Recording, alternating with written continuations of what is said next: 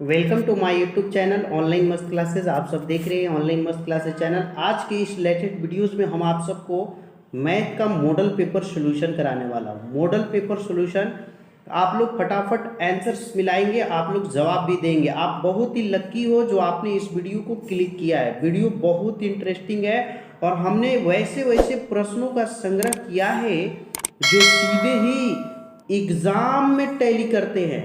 Exam में tally करने वाले प्रश्न लाए हैं। वीडियो पूरा देखिए, मजा आएगा। यहाँ पढ़कर कहोगे वाह मजा आ गया। तो वीडियो शुरू करते हैं। आप सब फटाफट इस वीडियो को लाइक कर दीजिए, दोस्तों और साथियों में शेयर करना ना भूलेंगे। और एक एक क्वेश्चन का हम बेहतरीन 100% करेक्ट सॉल्यूशन भी देंगे, है ना। पूरा करेक्ट सॉल्यूशन देने वाले हैं। चलिए तो शुरू करते हैं। आज का सेशन आपके सामने स्क्रीन पे है, देखिए। फर्स्ट क्वेश्चन आपके सामने आ गया है। लिखा है कि वाई अक्ष पर सभी बिंदुओं की भुज होती है। वाई अक्ष पे सभी बिंदुओं की भुज होती है। तो वाई अक्ष पे पॉइंट जो होता है 0, y होता है। भुज इसको कहते हैं। तो भुज हमेशा ही क्या होता है, 0 होता है। तो पहला ऑप्शन में जीरो, जीरो जिनके भी कमेंट में है उनका बिल्कुल ही सही और राइट आंसर है जीरो। ठीक है, जीरो बिल्कुल सही है। अगला क्वेश्चन आप देखेंगे मेरे प्यारे स्टूडेंट्स, दूसरा नंबर सवाल है ना। बहुत ही अच्छा वीडियो है, पूरा देखिए। समांतर श्रेणी, आप लोग भी कमेंट में आंसर बताइए, फटाफट आंसर कमेंट में बताइए। इसका आपको सार्वअंतर ज्ञात करना है मेरे प्यारे स्टूडेंट। आपको सार्वअंतर का ट्रिक बताया गया है। सेकेंड पद माइनस फर्स्ट पद, यानी दो लगातार पदों का अंतर। तो सेकेंड पे आपका 1/8 है और फर्स्ट पे 0 है। इसको घटा दोगे तो आपका 1/8 आ जाएगा। बिल्कुल ए ऑप्शन सही हो जाता है। ए ऑप्शन बिल्कुल आपका 100% राइट आंसर है। बढ़ते हैं अगले क्वेश्चन की ओर। फटाफट आप लोग वीडियो को लाइक करेंगे। चलिए 3 नंबर क्वेश्चन देखिए, ये भी बहुत अच्छा क्वेश्चन है। लिखा है कि यदि समांतर श्रेणी के सामान्य पद -7 है तो इसका प्रथम पद ज्ञात क्या होगा। 0 है, -7 है, 2 है, -2 है। फटाफट आंसर्स बताएंगे। चलिए मेरे से प्यारे स्टूडेंट्स, आपका एन दिया हुआ है 5n-7।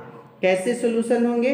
इसमें प्रथम पद पूछा है यानी A1 1 पूछा है तो आप 1 रख दिए। 5 गुने 1 एन की जगह पे और -7। 5 एकम 5 -7 घटाएंगे तो आपका हो जाएगा -2। और आप देख सकते हैं डी ऑप्शन में दिया है -2। तो 3 का डी ऑप्शन जिनके भी कमेंट में है उनका बिल्कुल ही राइट आंसर है मेरे प्यारे स्टूडेंट्स। चलिए अगला क्वेश्चन। अगला क्वेश्चन आपका स्क्रीन पे है कि बिंदु 0,8 और -12,0 को मिलाने वाली रेखाखंड के मध्य बिंदु का निर्देशांक निकालना है। मिडिल पॉइंट्स निकालना है। कैसे निकालेंगे देखो मेरे प्यारे स्टूडेंट्स, 0 और 8 दोनों, ये फर्स्ट पॉइंट हुआ और एक -12,0। इन पहला को पहले के साथ जोड़ दो। तो 0 में 12 जोड़िएगा तो आपको 12 ही मिलेगा और उसमें 2 से भाग कर दो, यानी पहला पॉइंट -6 आएगा। और दूसरा को दूसरा के साथ जोड़ दो तो 8 में 0 जोड़िएगा 8 आएगा, उसमें 2 से भाग कीजिएगा तो 4, यानी -6 और 4। बिल्कुल बी ऑप्शन आपका सही है। बी 4 में बी बिल्कुल सही है मेरे प्यारे स्टूडेंट्स। ओके, चलिए अगला क्वेश्चन देखेंगे हम किसमें है कितना दम। हाँ, 4 नंबर के बाद आगे देखिए मेरे प्यारे स्टूडेंट्स। 5 में लिखा है कि यदि त्रिभुज के शीर्षों के निर्देशांक x1 y1 x2 y2 तथा x3 y2 केंद्रक का निर्देशांक होगा। केंद्रक फाइंड आउट करने का सूत्र पूछ रहा है, जल्दी से फास्ट कमेंट कीजिए। तो मेरे प्यारे स्टूडेंट्स, केंद्रक निकालने का सूत्र आपका डी हो जाएगा। x1 + x2 + 3/3 और y1 + y2 + y3/3। इसको आप लोग टिक कर लीजिए। 5 का डी बिल्कुल सही है। अगला क्वेश्चन भी बहुत ही अच्छा क्वेश्चन है। एक एक क्वेश्चन का हम बताएंगे जो सीधे एग्जाम में टकराएंगे। 3 गो बिंदु दिया है, एक पी का मान दिया है, एक क्यू का दिया है और 6-3 है। संरेख है तो के का मान। इसको कैसे बनाइएगा ट्रिक समझिए, पूरा देखिए। आपको एक से एक ट्रिक बनाएंगे। ये जो पॉइंट्स दिया है उसको बटा करके लिख लीजिए, जैसे 2/3। फिर एक पॉइंट दिया है 4 और के, तो 4/k। फिर एक जो पॉइंट दिया है उसको भी लिख लीजिए 6/-3। सभी स्टूडेंट जो लोग जुड़ रहे हैं उनका हम स्वागत करते हैं। क्या करना है, इसको बटा बटा करके लिख लेना। फिर ऐसे ऐसे तिरछा गुना करना है। तो 2 में के से कीजिएगा तो 2 के, और 4 में -3 से कीजिएगा तो यहाँ माइनस होता है 4 के, और 4 में और 3 से गुने तो -12 आएगा, और माइनस यहाँ भी है तो +12, सॉरी है ना, यहाँ पे प्लस करना होता है, 4 3 12, -12 हो जा रहा है तो यहाँ पे -12 लिख देंगे, फिर बीच में घटाओ। अब ऐसे गुना करके आना है, ठीक है, दोनों को। तो यहाँ पे 6 के हो जाएगा, 4 3 12 +12 = 0, ठीक है। अब देखो यहाँ पे आपका हो जाएगा 2 के -6 के, ठीक है, और -12 प्लस माइनस -12 = 0।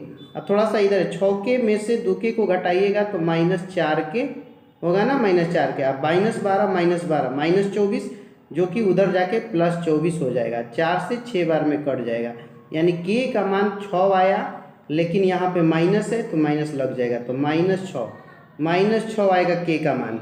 और आपका ऑप्शन ठीक है ना, 5 नंबर 6 नंबर में आपका कौन सा हो जाएगा, संरेख है तो के का मान होगा। तो यहाँ क्या होगा मेरे प्यारे स्टूडेंट्स,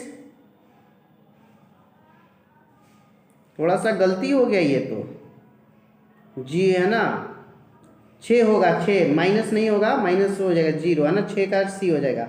चलिए 7 नंबर देखिए, यहाँ पे आपका क्वेश्चन है कि त्रिभुज दिया है 0 4 0 0 और 3 0, इसका परिमाप निकालना है। तो देखिए इसका परिमाप कैसे बनाएंगे, एक पहले त्रिभुज बना लेते हैं, ठीक है। यहाँ पे 0 और 4 दिया है, यहाँ क्या दिया है 0 0, और यहाँ दिया है 3 0। इन दोनों के बीच की जब दूरी निकालोगे तो सब 0 0 है, यहाँ पे 4 है, तो रूट में 4 का स्क्वायर आएगा, तो यानी कि 4 आ जाएगा। इन दोनों के बीच की दूरी निकालोगे तो रूट में 3 का स्क्वायर आएगा, तो यानी कि 3 आ जाएगा।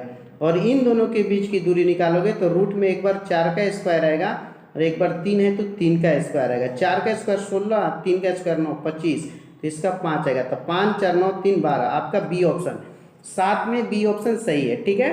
चलिए 8 नंबर देखिए, एक अच्छा क्वेश्चन है कि बिंदु दिया है 3 0 7 0 8 4 के बने त्रिभुज का क्षेत्रफल ज्ञात करें। करना क्या है कि इसको आपको बटा करके लिख लेना है, 3/0, फिर 7/0, और फिर है 8/4, इसको लिख लेना है, और एक बार बढ़ा के लिख लेना है 3/0 को। तिरछा तिरछा ऐसे गुना करना है, तो सब जगह तो 0 हो जाएगा, 7 चौके 28 हो जाएगा, फिर घटाओ, इधर से 3 चौके 12, बाकी आई 0 हो जाएगा, ये 0, तो 28 में से 12 घटेगा 16 वर्ग इकाई आएगा, और इसमें 2 से भाग करना पड़ेगा, 2 8 16, क्योंकि त्रिभुज के क्षेत्रफल के सूत्र में 1/2 लगता है, तो 8 वर्ग इकाई, 8 का डी बिल्कुल सही हो जाएगा, ठीक है ना, 8 का डी बिल्कुल सही है, मिला लीजिए। सभी लोग इसका स्क्रीनशॉट भी लेते चलेंगे। 9 नंबर देखो मेरे प्यारे स्टूडेंट, त्रिभुज के तीनों कोणों का योगफल पूछ रहा है, तो 9 में आपका बी ऑप्शन बिल्कुल सही हो जाएगा, 180 डिग्री, बिल्कुल बी, जिनके भी कमेंट में है कोण बी, भले सॉरी ऑप्शन बी उनका सही है। 10 नंबर मेरे प्यारे शेर और शेरनियों, त्रिभुज एक PQR दिया है, ध्यान से देखिए, एक एक क्वेश्चन लाजवाब है, ऐसे ही क्वेश्चन एग्जाम में पूछते हैं। त्रिभुज PQR में PQ और PR आपस में बराबर है, कोण Q 40 है, तो हमसे कोण P पूछा जा रहा है। तो मेरे प्यारे फ्रेंड, जब ये भुजा बराबर है तो इन दोनों का कोण भी बराबर, यहाँ भी 40 होगा। अब यहाँ का पूछ रहा है, तो 180 टोटल होता है, उसमें ये 40 को घटा लीजिए, 180 में से 80 घटाइएगा तो 100 मिलेगा, आपका डी ऑप्शन सही हो जाएगा, 10 का डी, ठीक है। चलिए मेरे प्यारे स्टूडेंट्स आगे बढ़ते हैं, क्वेश्चन नंबर 11 देखिए, एक बहुत ही अच्छा क्वेश्चन है, सब लोग इसका सही जवाब देंगे कि निम्नलिखित में कौन सी सबसे छोटी प्राकृत संख्या, सबसे छोटी, 0 -1 1 और 2। हाँ बिल्कुल मेरे प्यारे शेर और शेरनी, सी ऑप्शन आपका सही है, 11 का सी जो है बिल्कुल सही और राइट आंसर है। 12 नंबर क्वेश्चन आपके सामने स्क्रीन पे आ चुका है कि निम्नलिखित में कौन सी परिमेय संख्या है। देखो मेरे √3 और √3 मिलके 2 √3 होगा, ये परिमेय नहीं है, ऑप्शन नहीं होगा। √5 भी परिमेय नहीं है, 1/√2 भी नहीं। 25 का वर्गमूल 5 है, जिसे हम P/Q के रूप में लिख सकते हैं, इसलिए हमारा 12 का ए ऑप्शन सही है, A option is right answer 12 का, ठीक है। 13 नंबर मेरे प्यारे स्टूडेंट देखिए, आपके सामने स्क्रीन पे क्वेश्चन आ चुका है, लिखा है कि निम्नलिखित में कौन सी अपरिमेय संख्या है। बहुत ही अच्छा क्वेश्चन है। देखिए 16 का वर्गमूल 4 होता है, √5 × 5 होता है, ये दोनों जो है अपरिमेय नहीं है तो ये भी ऑप्शन नहीं होगा, ये भी नहीं होगा। अब देखो मेरे प्यारे स्टूडेंट्स, 9 तियाँ 27 कटा सकते हैं तो 1 का वर्गमूल निकल जाएगा, लेकिन √3 तो ये जो है अपरिमेय हो जाएगा, क्योंकि √3 एक अपरिमेय संख्या है और परिमेय बटा अपरिमेय अपरिमेय होता है, और इसको आप p/q के फॉर्म में लिख सकते हैं, इसलिए 13 में सी सही है। ठीक है, 14 नंबर क्वेश्चन देखिए, बहुत ही शानदार क्वेश्चन बा। यदि p और q दो अभाज्य संख्या है तो उनका मौसा क्या होगा? अभाज्य संख्या, जैसे मेरे प्यारे में 5 अभाज्य संख्या है और 7 है, तो 5 का फैक्टर 5 गुने 1 होता है और 7 का फैक्टर 7 गुने 1 होता है, तो इन दोनों में सिर्फ 1 ही कॉमन मिलेगा, इसलिए अभाज्य संख्या का HCF 1 होता है। बिल्कुल सभी लोग मेरे प्यारे स्टूडेंट्स लाइक ठोकिए। तो 14 में 1 बिल्कुल सही है, जिनके भी कमेंट में 1 है उनका आंसर बिल्कुल सही है। 15 नंबर देखो मेरे प्यारे स्टूडेंट्स, पूछ रहा है कि 0 और 0.13 के ऊपर रेकरिंग है और इसका p/q फॉर्म है। ऑप्शन देखिए यहाँ पे 4 को दिया हुआ है, किसको आप टिक कीजिएगा, समझिए। जितना संख्या है उसको पूरा लिख लीजिए, 13 लिख लिए। अजय अंकों पे रेकरिंग ये दिया हुआ है, तो आप देख सकते हैं कि 2 अंक पे रेकरिंग है, तो उतना बदला में नीचे 9 लिख दीजिए, तो 13/99, और ये भी आपका बिल्कुल सही है।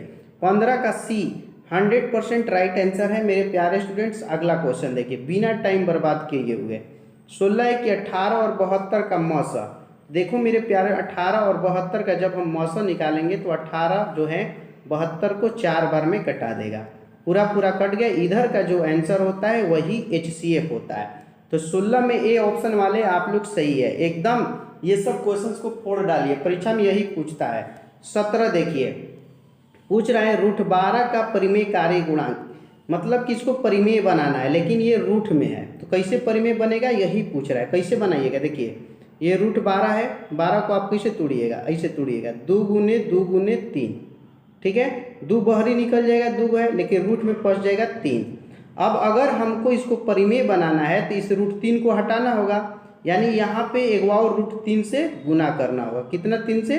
तो √3 से। तो ये √3 जो एक्स्ट्रा में आप लगा रहे हैं यही हमारा परिमेय कार्य गुणांक है। तो 17 का ए बिल्कुल आपका सही जवाब हो जाएगा, समझ रहे हैं? तो ए वाले सही है। 18 नंबर देखो मेरे प्यारे रसगुल्ले, कह रहा है कि यदि p जो है एक धनात्मक पूर्णांक है तो धनात्मक सम पूर्णांक का रूप होगा, सम आना चाहिए। तो ये सारे ऑप्शन रॉन्ग है। अब बताते हैं कैसे हमारा ए ऑप्शन सही है। देखो 2p हो गया, मेरा सम आएगा हमेशा। अगर p का मान आप रखते हैं 1 तो मिलेगा 2, p का मान रखिएगा 2 तो मिलेगा 4, p का मान रखिएगा 3 तो मिलेगा 6, p का मान रखिएगा 4 तो मिलेगा 8। तो ये जो संख्या हमने यहाँ पे लाया 2 4 6 8, ये सब सम है, ठीक है ना? तो इसलिए ये सम में 2p आंसर सही हो जाएगा। 19 नंबर देखिए, एक और लाजवाब क्वेश्चन आपके सामने स्क्रीन पे आ चुका है। सब पूरा वीडियो देखिए, मजा आने वाला है। निम्नलिखित में किसका दशमलव प्रसार शांत है? शांत के लिए आपको नीचे देखना है, हर में देखना है, और हर का गुणनखंड अगर 2 हो या 5 हो तो शांत होता है। तो इसमें एक 3 आ जाएगा, 81, ये होगा नहीं। ये 41 है, ये भी होगा नहीं। 45 में है ना, तितली के 9 बचे 45, इसमें भी 3 और 5 हो जा रहा है, होगा नहीं। अब ये वो ऑप्शन बच रहा है, यही आपका शांत हो जाएगा। बात समझ में आ गई? एकदम आसान होता है समझना। चलिए अब देखिए 20 नंबर पूछा है, उसी का उल्टा, किसका दशमलव प्रसार जो है अशांत है? अभी देखिए 80 वाला शांत हुआ है तो ये होगा नहीं। 80 का 5 ले गुना की 400, ये भी नहीं होगा। इसमें भी 400 है तो ये भी नहीं होगा। ये तीनों जो हमने टिक लगाया है ये शांत है। क्या है हमारा? शांत। लेकिन पूछ क्या रहेगा? अशांत, इसलिए सी ऑप्शन सही हो जाएगा। तो 20 का सी बिल्कुल आपका 100% सही जवाब हो रहा है, 20 का सी, ठीक है। चलिए मेरे शेर और शेरनियों, रुकना मना है, एकदम इस सब क्वेश्चन को तोड़ डालिए। 21 है कि यदि किसी वृत्त की परिधि और क्षेत्रफल का परिणाम समान हो तो वृत्त का व्यास पूछ रहा है। तो परिधि क्या होता है वृत्त का? आप समझते हैं, परिधि का सूत्र होता है 2πr और क्षेत्रफल होता है πr²। ओके, r से एगो r कट गया, पाई से पाई कट गया, r बराबर आपका क्या मिल गया? 2। लेकिन आपसे पूछा क्या? व्यास। तो d का सूत्र होता है 2r। क्या होता है? 2r। तो 2 में आप r का मान 2 से गुना कर दीजिए तो 4 आ जाएगा, और 4 हमारा डी ऑप्शन में है। तो 21 का डी बिल्कुल सही जवाब है। 22 नंबर मेरे प्यारे स्टूडेंट्स है कि r का मान आपको 3 सेंटीमीटर दिया है और गोले का आयतन पूछा है। तो गोले का आयतन का सूत्र क्या होता है, जल्दी आप लोग भी सोल्यूशन कीजिए, कमेंट में बताना है। 4/3 पाई आर क्यूब।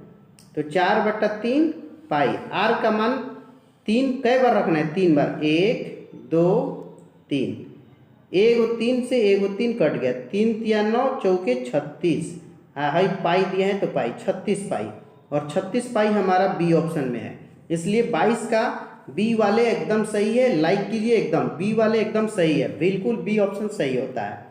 अगला क्वेश्चन देखिए 23 नंबर पूछा है, वृत्त की परिधि 10 पाई है तो इसका क्षेत्रफल। तो मेरे प्यारे स्टूडेंट, वृत्त की जो परिधि होती है उसका सूत्र 2 पाई आर होता है, जिसका मान 10 पाई दिया है। तो पाई से पाई कट गया, 2 5 10 कट गया, आर कितना आ गया, तो 5 बचा है, 5 आ गया। आपसे क्षेत्रफल पूछा है, क्षेत्रफल होता है पाई आर स्क्वायर, तो पाई आर के जगह पर 5 का स्क्वायर, 5 का स्क्वायर 25 होता है, तो 25 पाई। 25 पाई हमारा सी ऑप्शन में है ना। मिलाते चलिए, इसका स्क्रीनशॉट भी ले लो। क्लास कैसा लग रहा है आप लोग कमेंट में बताइए, अच्छा लग रहा है ना। एकदम इसी तरह से मजा आएगा, डेली आइए। ऑनलाइन मस्त क्लासेज आपको टॉपरों की लिस्ट में लाने के लिए जी जान लगा के मेहनत कर रहा है, बिल्कुल। 24 का सी, 23 का सी। 24 नंबर देखिए, एक और बेहतरीन क्वेश्चन। घनाभ की लंबाई चौड़ाई ऊंचाई दिया है 8 6 और 5, इसका विकर्ण की लंबाई पूछ रहा है। बहुत ईजी है मेरे प्यारे स्टूडेंट, जब भी विकर्ण निकालना हो तो विकर्ण का सूत्र होता है √L² plus B² plus H², ये सूत्र है। तो अब क्या करना है, इसमें मान भर देना। L का मान 8 है, 8 का स्क्वायर कर दीजिए, B का मान 6 है, 6 का स्क्वायर कर दीजिए, और इसका 5 का स्क्वायर कर दीजिए। 8 का स्क्वायर कितना होता है 64, 6 का 36, अब 5 का 25। अब इस सबको जोड़िए, 64 और 36 100, और 100 में 5 जोड़िए 125, कितना हो गया 125, 50 25, 5√5, इसका आ जाएगा 5√5, जो कि ऑप्शन नंबर ए है। तो 24 का ए ऑप्शन वाले सब लोग सही है, जिनको भी नहीं बनाने आ रहा है इसका स्क्रीनशॉट ले लीजिए, एकदम ए ऑप्शन राइट आंसर है, ठीक है। चलिए 25 24 अब आ गए के बाद 25, 4 सेंटीमीटर अर्धवृत्त का क्षेत्रफल। अर्धवृत्त का क्षेत्रफल होता है पाई आर स्क्वायर, और उसमें 2 से भाग, ये अर्धवृत्त के क्षेत्रफल का फॉर्मूला हुआ। पाई का मान आप लिख सकते हैं 22/7, और आर आपका दिया है 4, 2 बार 4 लिख दिए, 4 × 4। आई नीचे वाला 2 से 2 बार में कट गया, 4 दूनी 8, 22 8 176, 176, और नीचे 7 है तो 7, 176/7। तो आपका 25 में डी ऑप्शन बिल्कुल सही हो जाएगा। डी जिनके भी कमेंट में है उनका सही है। 26 नंबर मेरे प्यारे स्टूडेंट देखिए, प्रायिकता से क्वेश्चन दिया कि निम्नलिखित में कौन सी घटना प्रायिकता नहीं हो सकती है। तो प्रायिकता नहीं हो सकती है, आपको 26 में चूज करना है मेरे प्यारे स्टूडेंट। यहाँ ऑप्शन में पॉइंट है 2.5, ये हो जाएगा 2/6, 3/4 भी हो जाएगा। प्रायिकता का मान जो होता है 1 से ज़्यादा नहीं होता है, इसका आप तोड़िएगा तो 1.5 आएगा, इसलिए डी ऑप्शन होगा, क्योंकि ये 1 से ज़्यादा है, यहाँ पे पॉइंट पहले ही से है, ठीक है ना। चलिए 27 भी एक इजी क्वेश्चन है। प्रायिकता का न्यूनतम मान होता है, न्यूनतम मतलब छोटा से छोटा मान पूछ रहा है, तो प्रायिकता का छोटा से छोटा मान 0 होता है, ठीक है ना। 27 में ए ऑप्शन पे टिक लगा लीजिए, बिल्कुल ए ऑप्शन आपका सही हो जाता है बिना टाइम बर्बाद किए हुए। 28 नंबर सवाल आपसे पूछा है कि एक पासा को फेंका गया एक विषम संख्या आने की प्रायिकता होगी। विषम संख्या पासा में 1 होता है, 3 होता है, 5 होता है, यानी टोटल जो विषम संख्या 3 गो है, कै गो में, तो 6 गो टोटल संख्या होता है, 6 गो में। इसको कटा दीजिए, 3 एकम 3, 3 दूनी की 6, यानी 1/2। आपका 28 में सी ऑप्शन, सी वाले आप लोग सही हो। 29 नंबर देखिए कि एक मैच जीतने की प्रायिकता 0.7 है, तो हारने की प्रायिकता। ऐसे क्वेश्चंस को आसानी से बनाया जा सकता है मेरे प्यारे। एक में से इसको घटा लीजिए 0.7 को, जैसे ही घटाइएगा तो आपको मिलेगा 0.3, और 0.3 को आप लिख सकते हैं 3/10। कभी भी ऐसा क्वेश्चन हो तो एक में से घटाना है, क्योंकि टोटल प्रायिकता का जो 1 होता है, उस एक में से दिए हुए मान को घटा दीजिए, अगला आ जाता है। तो इसमें भी 29 में सी हो जाएगा, ठीक है। चलिए 30 नंबर मेरे प्यारे स्टूडेंट देखिए, लिखा है कि एक अच्छी प्रकार से फेंटी गई ताश की गड्डी में से एक पत्ता या दरीचा निकाला जाता है, इसको काला रंग का बादशाह। मेरे प्यारे स्टूडेंट्स, बादशाह जो होते हैं 2 गो काला रंग का होता है, कै गो 2 गो, याद रखिएगा। काला रंग का बादशाह कै गो होता है 2 गो, और टोटल पत्ता कितना होता है 52, टोटल पत्ता 52, 2 गो काला और 52 टोटल गो, तो 1 बार में और 26 बार में, यानी 1/26। आपका सी ऑप्शन 30 में सही हो जाएगा। 30 का सी बिल्कुल सही है। सी वाले आप लोग 100% करेक्ट बता रहे हैं। 31 देखिए, 64 के अभाज्य गुणनखंड में आपको बताना है 2 का घात, तो 64 का इसे कर लीजिए और इसको तोड़ दीजिए। 2 से 32 बार में, 2 से 16 बार में, 2 से 8 बार में, 2 से 4 बार में, 2 से 2 बार में, 2 से 1 बार में। कै गो 2 आया? 1 2 3 4 5 6, तो आपका 6 ही आंसर हो जाएगा। तो 31 का सी बिल्कुल सही जवाब है। जिनके भी कमेंट में सी ऑप्शन है उनका सही है। ओके, चलिए 32 नंबर क्वेश्चन देखिए, लिखा है कि महत्तम समापवर्तक और लघुत्तम समापवर्तक पी और क्यू का, मान लीजिए एक संख्या पी है एक क्यू है, तो इनका एचसीएफ और एलसीएम जो होता है दोनों के गुणनफल के बराबर होता है। पढ़े हैं ना, पहली संख्या गुने दूसरी संख्या बराबर लॉस गुने मौसा, इसलिए ए ऑप्शन 32 में हमारा सही हो जाएगा। तो मेरे प्यारे शेर और शेरनी हो, आज के इस क्लासेस में हमने मैथ के 32 टॉप क्वेश्चन बताए हैं। आप इसमें कितने सही किए जल्दी से जाइए और कमेंट सेशन में बताइए कितना आपका सही हुआ। और अगर आप इस चैनल पर नए हैं ना, तो चैनल को आप सब्सक्राइब करके बगल का बेल आइकन भी क्लिक कर लीजिए। आज का क्लास कैसा लगा सभी लोग बताइए कमेंट में जल्दी से, एकदम रुकना मना है। इसी तरह से बेहतर क्वेश्चन आपको परीक्षा में कराया जाएगा। परिंदों को मंजिल मिलेगी यकीनन, ये फैले हुए उनके पर बोलते हैं। अरे अक्सर वो लोग खामोश रहते हैं ज़माने में जिनके हुनर बोलते हैं। आप सबने इस वीडियो को बहुत ही अच्छे तरीके से वॉच किया है, इसके लिए मैं आप सबका तहे दिल से थैंक्स कहना चाहता हूँ। चलने से पहले 2 लाइन आपके लिए है कि मैं कहाँ हूँ तू ही तू है ये सब तेरा अंदाज है। अरे मैं कहाँ हूँ तू ही तू है ये सब तेरा अंदाज है, और मुझ में जो बोलता है ये तेरी आवाज़ है। आप सब जियो हज़ारों साल, साल के दिन को 10,000। सभी लोग प्लीज़ वीडियो को दबा के लाइक कीजिए, शेयर कीजिए और अपने दोस्तों और साथियों को ऑनलाइन मस्त क्लासेस से जोड़ने की कोशिश कीजिए। डेली शाम को 7:30 बजे, क बजे 7:30 बजे लाइव चलता है, ठीक है ना। और अपनी तैयारियों को मुकम्मल करके तहलका मचा दीजिए, ठीक है। फिर मिलते हैं अगले वीडियो में। Best of your luck. जय हिंद, जय भारत।